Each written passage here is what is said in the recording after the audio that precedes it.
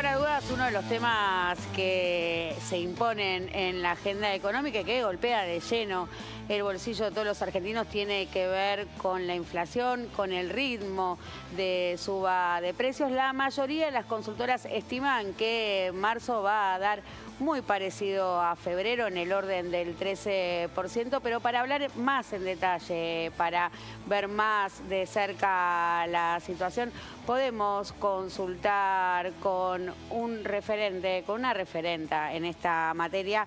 Ella es Nicole, voy a decir bien el apellido, me voy a permitir leerlo, Nicole Pisani. Ella es jefe economista en FADA. ¿Está conectada con nosotros ya, Nicole?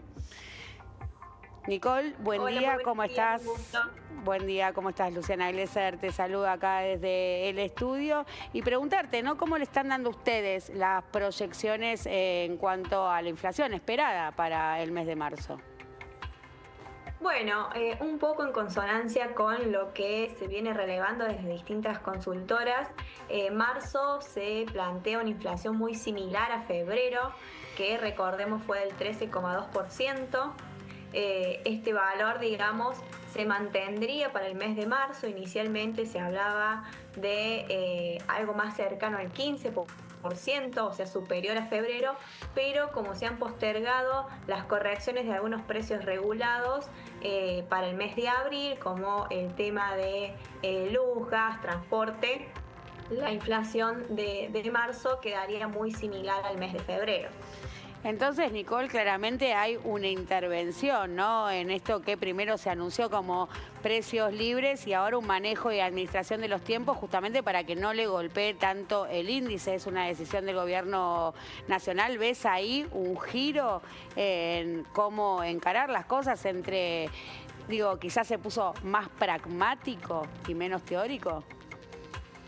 Sí, la realidad es que se han postergado, como bien decís, el tema de, digamos, correcciones de precios que venían estando regulados, principalmente para que la inflación no pegue de lleno en lo que sería el mes de marzo. En marzo sí tenemos subas que son más considerables, como por ejemplo en educación o vestimenta, que venían siendo precios más estacionales, ¿no? En ese sentido, tras estas subas, posiblemente también estuvo la mirada en posponer, digamos, estas correcciones de precios para el mes de abril, a fin de diluir un poco o distribuir más que nada un poco el impacto en el bolsillo de los argentinos, que viene realmente muy golpeado.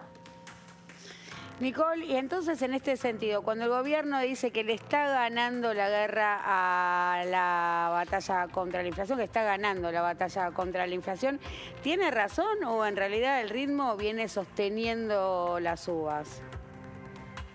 No, la realidad es que se viene ganando esta batalla contra la inflación. Sí, hay que ver qué pasa en los próximos meses, ¿no? Venimos de un mes de diciembre con inflación cercana al 25%, ya estamos a posiblemente en marzo alrededor del 13%, o sea, se ha ralentizado, digamos, este aumento de los precios. Digamos, el índice de inflación se ha ralentizado. Sí hay gran expectativa en lograr alcanzar un índice de inflación cercano a un dígito para mediados de año, ¿no? Un poco en este sentido de dejar de tener tanto impacto o golpe en el bolsillo de los argentinos con salarios que siguen perdiendo rápidamente su poder de compra. Nicole, cuando vos marcás ese pico inflacionario de diciembre, entiendo que fue producto de la devaluación, ¿no? De un salto cambiario del 118% que tuvo un rápido traslado a precios que se sumó, por supuesto, ¿no? Una inercia inflacionaria que ya traíamos. Digo, ¿cuánto de esa inercia inflacionaria sigue y cuál es la probabilidad de que tengamos que incurrir nuevamente en una devaluación, digo, a las puertas de la cosecha? Bueno, la inercia inflacionaria sigue, si vemos los valores del índice de inflación, la inercia inflacionaria sigue, sí ha sido mucho más marcada en el mes de diciembre, con parte en producto de la devaluación y también cuestiones de expectativas de lo que se venía hacia adelante. La realidad es que, digamos, no se esperan, por lo menos a nivel gobierno, no se plantea una necesidad de una corrección cambiaria para los próximos meses, sino seguir con este ritmo de la actualización del 2% mensual. Pero le cierra la ecuación al gobierno, porque entiendo, ¿no? El gobierno dice oficialmente, nosotros vamos a sostener esto que se llama crawling peg, que es estas micro devaluaciones diarias que llevan una corrección del tipo del cambio del 2% mensual, pero eso, dicen muchos, queda muy atrasado el dólar respecto a la inflación, también desacoplado, ¿no? De una tasa del interés que hoy está al 6%, digo, por más que uno crea que los plazos fijos no están pagando bien, digo, uno gana apostando al plazo fijo frente al dólar, con lo cual ahí no hay un desorden de variables y además también preguntarse, ¿los exportadores van a liquidar a un dólar que consideran atrasado o inexorablemente van a tener que ofrecerle alguna alternativa? Bueno, la realidad es que, como decís, el dólar se encuentra atrasado respecto a la inflación, o sea, viene apreciándose en términos reales y en ese sentido siempre un dólar, un atraso cambiario desalienta la exportación. En este marco creo que hay dos puntos a tener en cuenta. Por un lado, las liquidaciones se van a realizar, hay que ver, digamos, en qué momento del año se terminan efectuando. Se está también hablando de una salida de las restricciones cambiarias. En ese sentido, eso también podría favorecer a la liquidación de divisas. Sin embargo, no se sabe a ciencia cierta cuándo va a ocurrir. Bueno, el exportador hoy tiene un tipo de cambio que podríamos decir dólar exportador 80-20, o sea, 80% al oficial, 20% el contado con liquidación, que mejora un poco el tipo de cambio a exportar, pero no deja de ser una variable a mirar que si se sigue realmente atrasando demasiado, posiblemente en los primeros meses, digamos que tenemos el grueso de la cosecha, lo que veamos sean exportaciones para afrontar, digamos, los costos, los gastos que está teniendo el sector y no un gran volumen.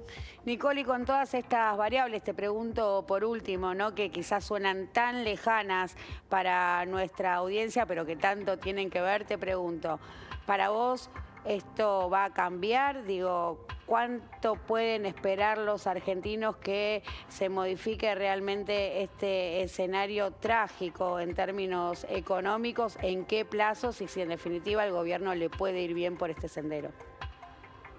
Bueno, la realidad no me animo a decirte plazos.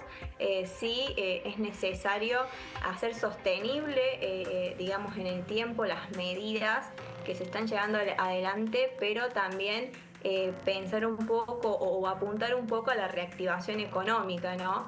Por ahí se está ralentizando muchísimo la economía e impactando mucho en lo que son la generación de empleo, los salarios, y eso es el punto más importante de cara a futuro, pensando en todos los ciudadanos y cómo impacta esto en la sociedad, ¿no?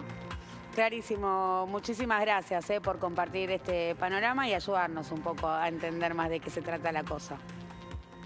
No, muchas gracias a ustedes, un gusto haberlos acompañado.